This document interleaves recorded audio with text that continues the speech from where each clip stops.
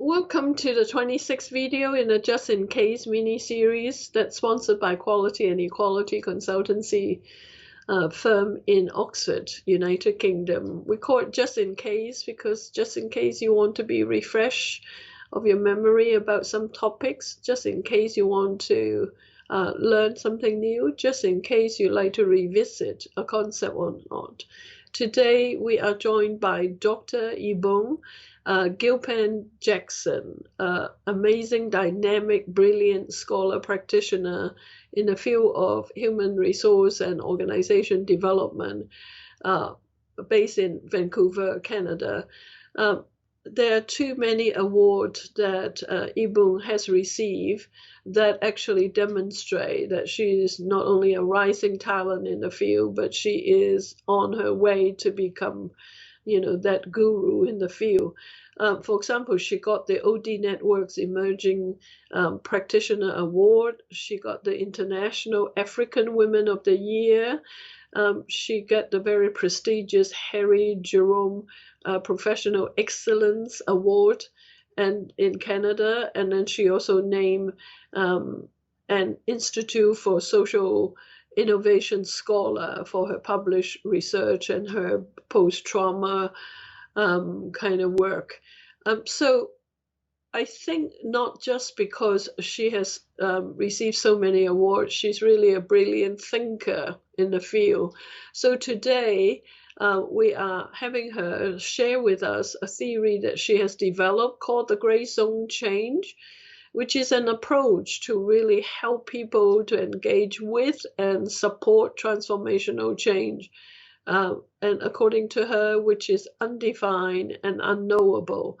She has skillfully developed these concepts through kind of detailing what is gray zone change, the definition of gray zone in the video, as well as the dynamics that underpin the theory and how best to navigate and facilitate a methodology. The video is packed with tips and advices, and you will find your brain will be completely stimulated in a way that you want to go do something differently. She concludes with some powerful reflection and lessons she has learned from the gray zone change. So I am so grateful, Yabome, that you invest your time and wisdom to share with us this gray zone theory. So over to you, Yabome. Thank you very much, Miang. It is a pleasure to be here speaking with you about gray zone change. And to the listeners, welcome to this gray zone space. So I am Dr. Yabome Gilpin-Jackson, and I am a scholar and a practitioner and a leader in the space of human and organization development. And I simply make that distinction because when I'm in organizational spaces, I practice, lead, and work from all of my background in the field of organization development. And when I'm working in communities and on questions of social change and social justice, I lean into the spectrum of human development, attending in both contexts to every level of change and transformation, from the individual to the group to the whole system. Excited to be here speaking to you about this idea that I have been developing and working on for the last 10 years of gray zone change. It is a concept that has guided me and that has supported me in my work in those situations that seem nebulous and a bit out of control. And I've had the pleasure of writing about it in the OD Practitioner, in a text on organization development, in a chapter, and continuing to grow and develop it in different ways. It's been morphing over the last few years. So excited to spend the next half an hour or so with you speaking about gray zone change. What I'm going to do is answer 5 questions. What is gray zone change, and why really would I introduce a new term? What do you need to understand about the dynamics of gray zone change? How do you need to navigate gray zone change? How do you facilitate through gray zone change? And what are some lessons that I have learned as I have been playing with this concept?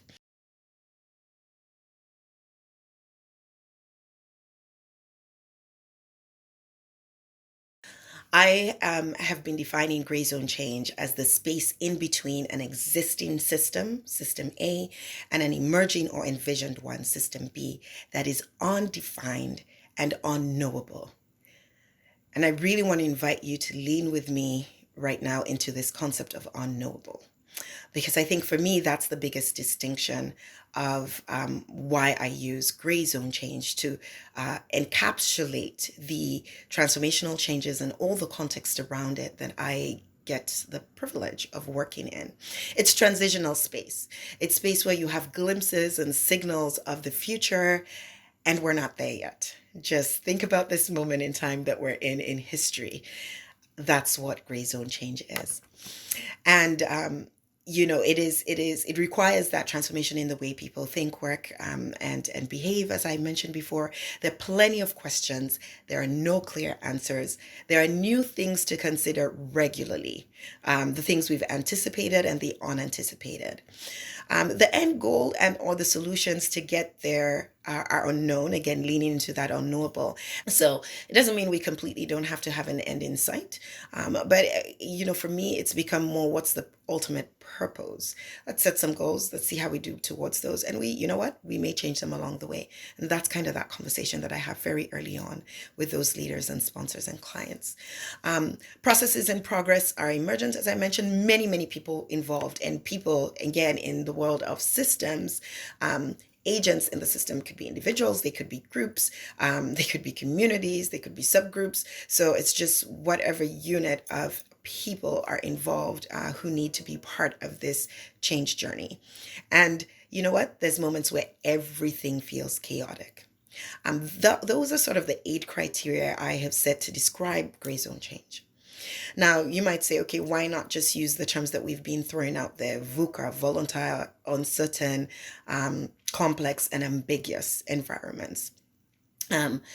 And why not just say this is a complexity, systems complexity, or, this is just a wicked problem or an adaptive challenge. Again, wicked problem or adaptive challenge, centering on the description of what's the kind of challenge we're facing. Something like VUCA describing the entire environment, complex systems and describing the entire environment, or even like the Kunaven framework, that is a decision-making framework in different situations, either the simple or the complicated, or the complex or the chaotic. So why not use any of those terms? Because for me, it has come down to gray zone change describes not only the outcome or the environment, but the entire ecosystem that creates this feeling that is not just about complexity, but complexity on the edge of chaos and sometimes dropping into chaos. Again, think about the current context we've been in with COVID. Sometimes we seem to be settling into that new normal. And as you all know, that new normal has been shifting every day, and some days feel chaotic. And so that's what gray zone change has come to mean to me. It's that entire ecosystem. And so then that's why I use that phrase. The other reason for it is because it isn't just about transformational change. Transformational change is the outcome. Gray zone has allowed me to evoke, we are in the gray zone. We are in that transitional space. We are in that space between systems. We are not there yet. We are going there. We're not there yet. And there may be unclear, but we are in this together. And we can work through the gray zone together. And so that's why gray zone change. A final piece on what is gray zone change is 3 subzones that I've used to describe the journey. The subzones of the gray zone are the subzone of transition. The idea popularized by William Bridges, that seminal idea that change is not about an event.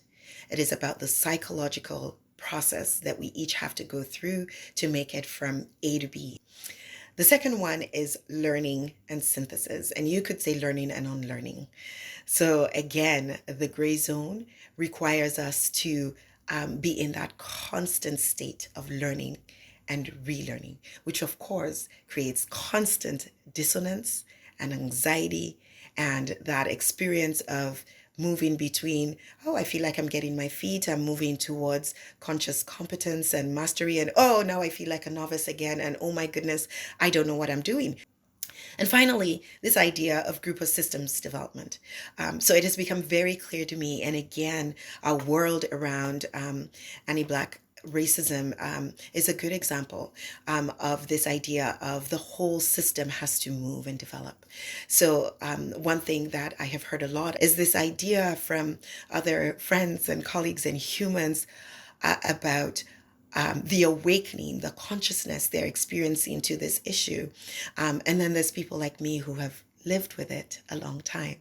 And yet still others who have not only lived with it, but were born into systems because of the place in the world where they were born, where it was immediately right there.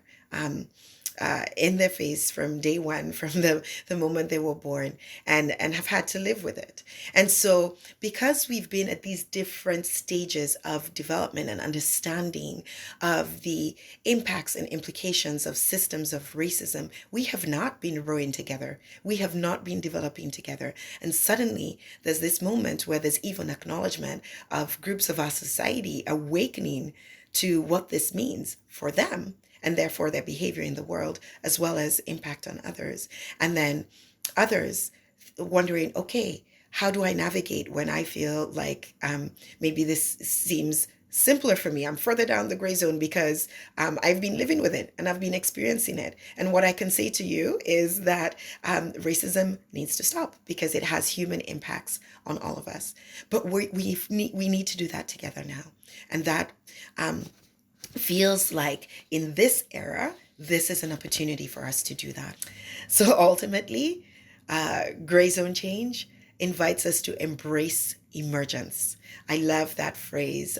For me, that came home for me with Peggy Holman's work on embracing emergence. So I'll just evoke the concept of it in this moment. Gray zone change invites us to step into not knowing, but to be committed to make it through the journey. And that is gray zone change.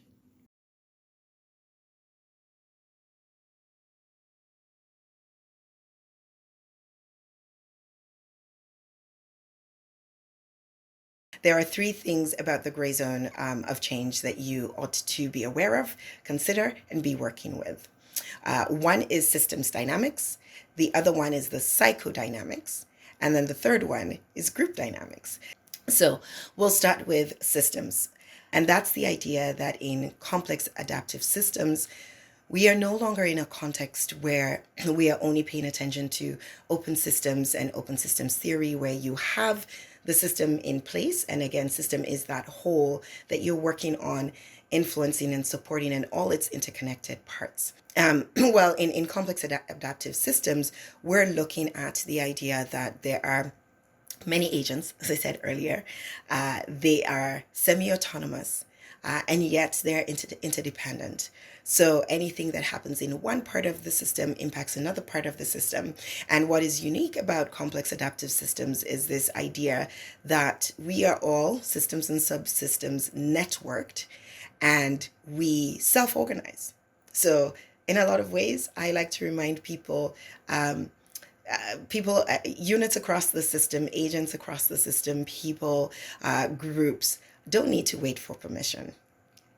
We will and do self-organize. And that is the reality of complex adaptive systems that has really been a gift and that has been helpful in this idea of gray zone change. Because working from that premise means then working from methodologies that maximizes the conditions that support people to make sense of the world themselves and to self-organize. And the work becomes, how do we support people to make sense of the world that allows for the collective alignment in a direction that will move us forward in the gray zone. And then psychodynamics. Psychodynamics are those human dynamics around the experience. The biggest one I will just point to for the sake of this video is change anxiety. Change anxiety that has been well documented in our field around things like the neuroscience of change and the acknowledgements that in any moment of time we are back in that survival brain And we are thinking of status and certainty and autonomy and relatedness and fairness, consciously and unconsciously. And these things are important to us. And because they are, we wrestle in change with the anxiety of those areas that are important to our humanity being impacted throughout the change journey and throughout the gray zone change. So, as a human, as a leader, as a practitioner, how can you be aware of the psychodynamics that you're in? As different disruptions come into the system, as think about this anti-Black racism, there was the disruption and the real tragedy and trauma of George Floyd's life and death. And the moment that we got to witness on video, the huge disruption of that. And then think about in the organizational space. What began to happen as organization after organization began to think about, have we really paid attention to anti-racism and anti-Black racism in particular? Have we really set up policies and systems and structures? Do we really have the culture that creates zero tolerance for these issues?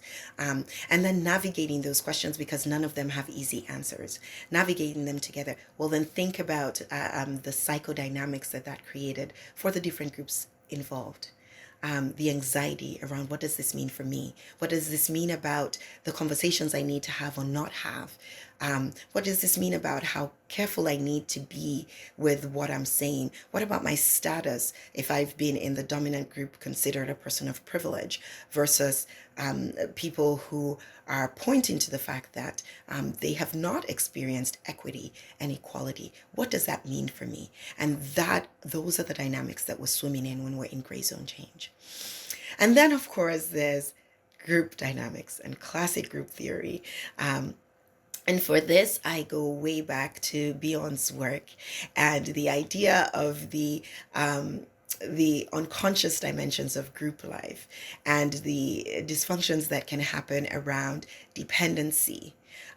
When I say with that one, think when there's unhealthy relational attachments, where there's complete dependency in the relationship, or fight or flight, and then pairing, creating coalitions and sub-coalitions to try and address the issues at play in covert ways. So these group processes, because of the system dynamics and psychodynamics, the potential to go into these group dysfunctions is very high in gray zone change. And so as a leader, a person, a practitioner, knowing that, spotting that, and constantly from the lens of complexity, asking what's happening.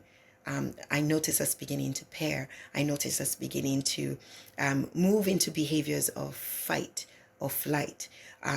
Conflict is rising. Let's make it productive conflict. And I notice subgroups emerging on this issue of anti-Black racism in the organization or in community. And being able to elevate the conversation and say, there's these fractures we're seeing. So what about that? What do we want to do if we want to develop together? If we want to move forward together? How do we need to relate to each other? How do we need to pull these pieces together?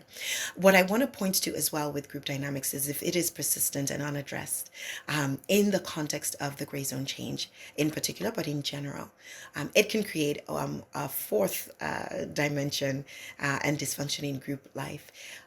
Which is trauma.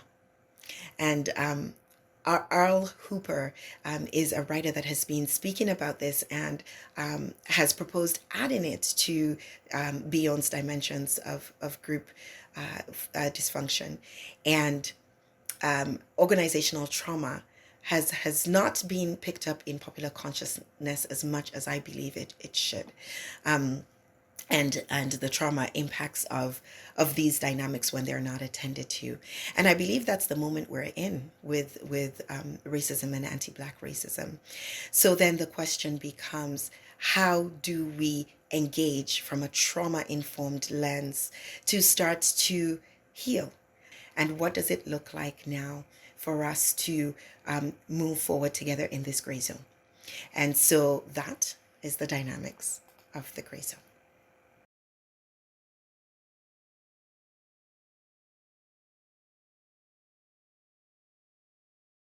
I want to offer a number of levels to think about this: navigating the gray zone of change as an individual, navigating it as a leader, and navigating it as a change practitioner.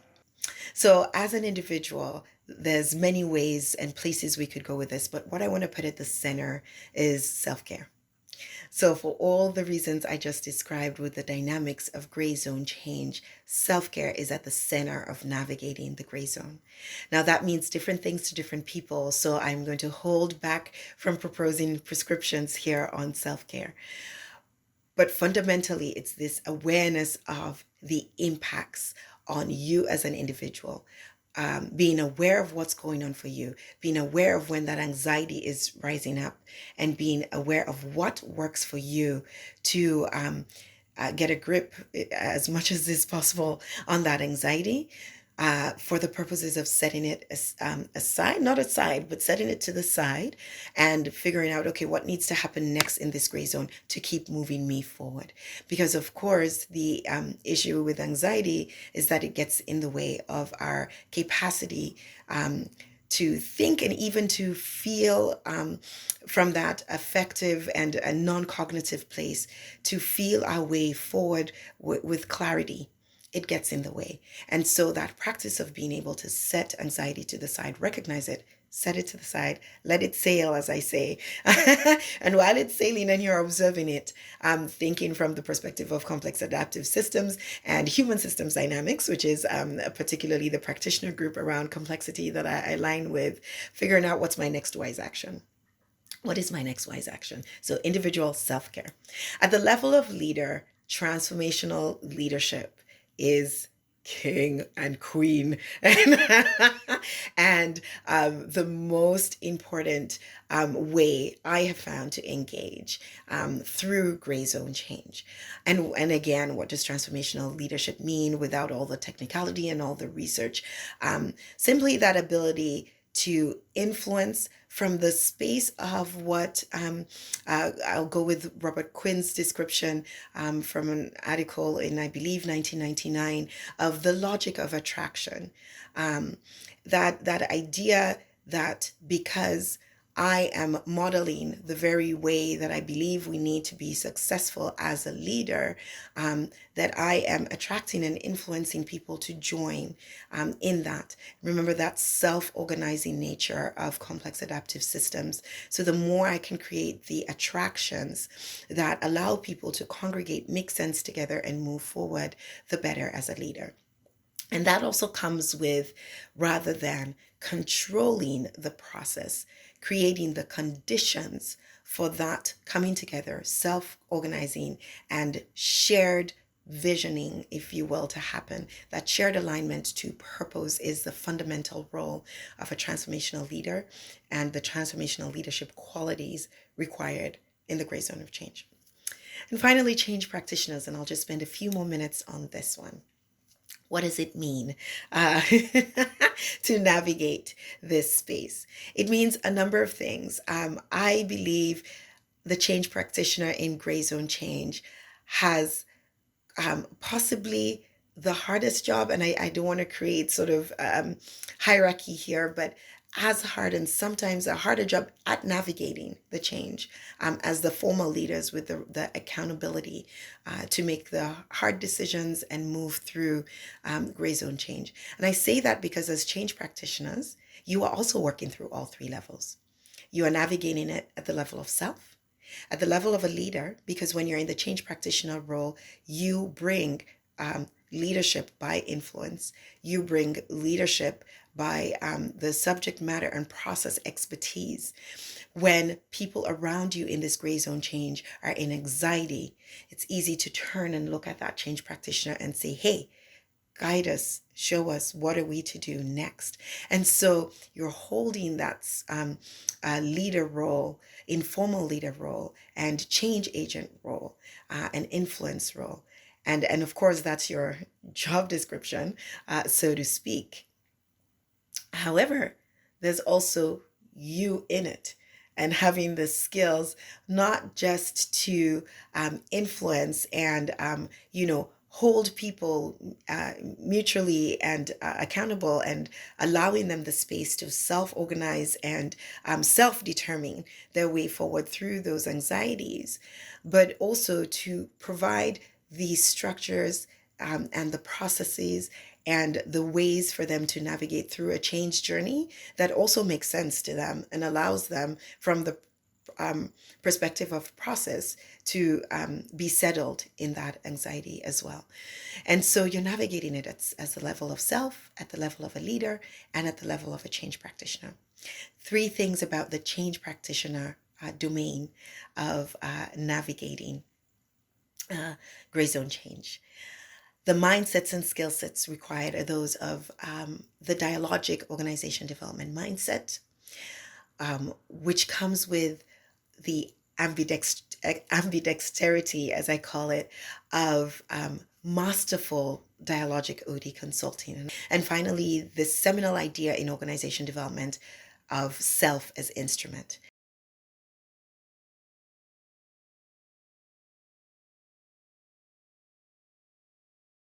But for gray zone change, just to keep it simple, there's 3 stages that I have been working with and recommending: initiating the inquiry, facilitating the journey, and sustaining transformations. Just those 3. So, initiating the transformation, opening up all the context around the dynamics of the gray zone change, making them explicit, and building them into the expectations for the journey. Facilitating the journey, this is where the mastery of our OD spectrum of methodologies come into place. Which do you propose and choose, and when? And that just depends on the context of your gray zone change. And so where does that leave us in facilitating the journey? Being aware of the different dialogic OD and collaborative change methodologies, but not being wedded to any of them. Because again, it all depends on the context. What will most bring people together in a way that allows them to generate a new narrative together? Again, those conditions for dialogic OD that creates transformation are central to gray zone change. What will allow this group of people to embrace emergence, to generate new ways of thinking that they've never thought before, never contemplated before, and therefore forge a new narrative that will move the collective, again, not individuals, the collective group and system forward. And finally, sustaining the transformation. As a change practitioner, continuing to support leaders and clients to think about, okay, what have we learned so far? Now what? And where do we need to go? And in particular, what I emphasize at this stage is what's the sustaining structures. So again, if we take the anti-Black racism example, I think too often we have worked in this space by, initiating the transformation work. What are the experiences? What is happening? How are people experiencing racism and anti-racism? Let's do some education and learning on that. And then we have stopped there. So here we are asking ourselves the question, how has this societal system that is so harmful sustained? Perhaps it has sustained because we have not attended to the structures themselves, or maybe we have given lip service to changing the structures in themselves that embed and reinforce racism and anti-Black racism. What I want to offer right now is what I've started to call the simple shared practices. So in complexity work, there's this idea of simple rules, actions and behaviors that guide us. I want to point to 3 that I call the minimum shared practices. If you do nothing else as you navigate the gray zone as a change practitioner facilitating the journey, you must listen deeply, you must ask powerful questions, and you must co-create actions. Listening deeply, asking powerful questions, and co-create actions.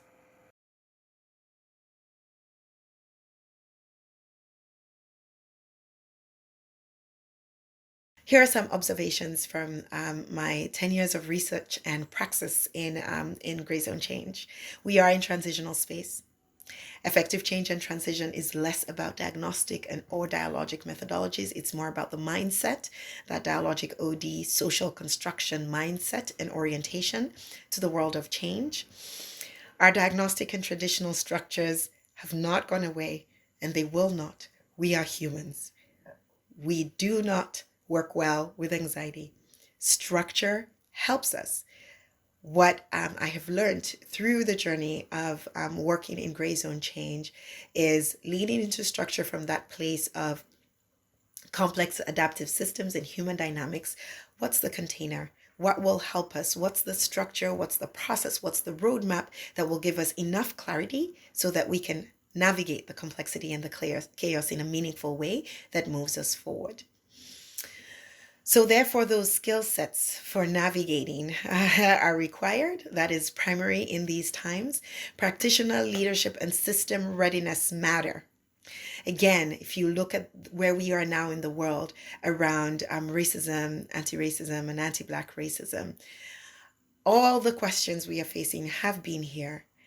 I believe the only difference is that because of the many events that have happened and continue to accumulate over the last couple of years, we are awakened again, and we are more ready as a collective, as a society, to face these hard questions.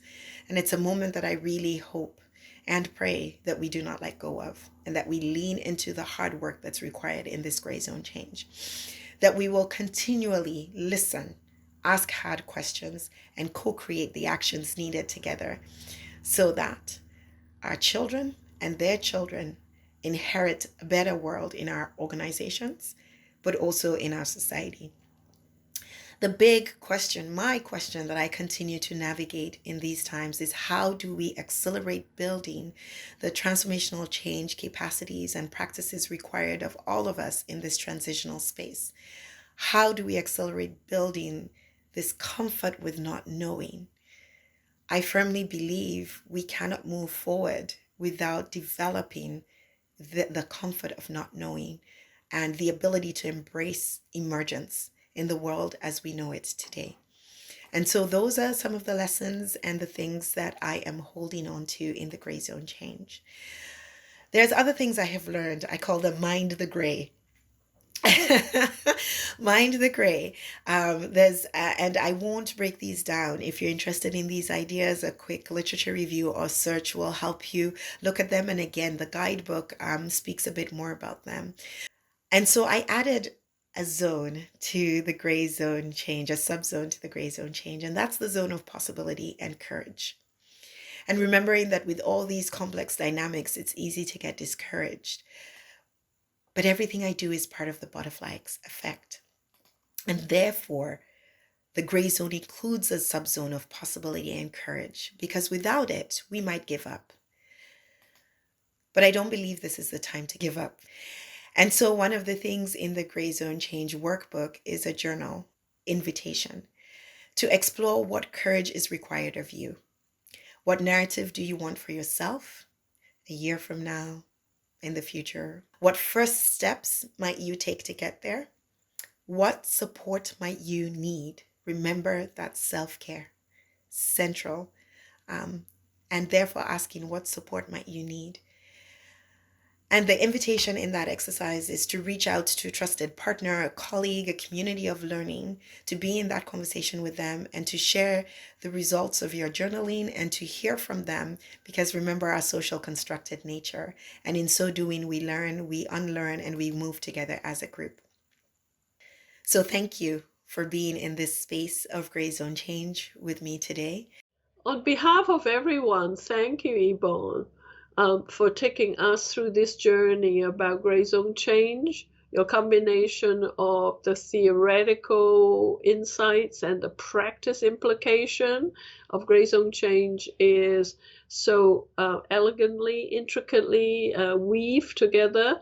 And thank you for your articulate approach for such a complex topic. And the part that is sitting with me is the simple rule you offer to listen deeply, asking powerful questions, and co-creating action.